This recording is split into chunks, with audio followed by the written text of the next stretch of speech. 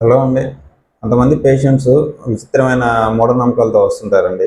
Like చెవులో చీము గారుతుందని వస్తుంటారు పిల్లలు, పెద్దవాళ్ళని తీసుకొని. అప్పటికే చాలా రోజుల నుంచి కంప్లెయింట్ ఉండుంటది. కానీ లేట్‌గా తీసుకొస్తారు సమస్య పెద్దదయ్యాక. ఇప్పటిదాకా ఏం చేశారని అడిగితే, చిన్నప్పుడు మొక్కుంది సార్ అది తీర్చలేదని వస్తుందేమో అనుకుని పుట్టలో పాలు పోయడానికి వెళ్ళామని ఒకళ్ళు. కొంతమంది చెవికి పోగులు కుట్టిస్తే తగ్గుద్దని ఇంకొంతమంది. కొంతమంది చెవిలో ఉన్న చెడంతా బయటకొచ్చేస్తుందిలే అని కొంతమంది లేట్ చేసుకుంటా ఉంటారండి. అలా ఈ ఈ ప్రాబ్లమ్స్ అనే కాదండి. కొంతమంది కామెర్లొచ్చిన వాళ్ళని గూడా తీసుకెళ్ళి వాత పెట్టించడం అది జేస్తుంటారు. ఇలా చెవికి పోగులు కుట్టిస్తేనో, పుట్టలో పాలు పోస్తేనో, చెవిలో చీము ఆగటం గానీ, కాచి వాత పెడితే కామెర్లు తగ్గటం గానీ ఇలా జరగదండి. ఇయన్నీ ఉత్త మూఢనమ్మకాలే.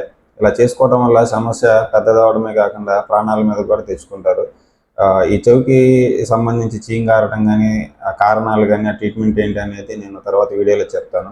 సో, సమస్య ఏదైనా సరే మంత్రగాళ్ళని, బాబాలని కాదండి. డాక్టర్‌ని కన్సల్ట్ అవ్వండి. Thank you.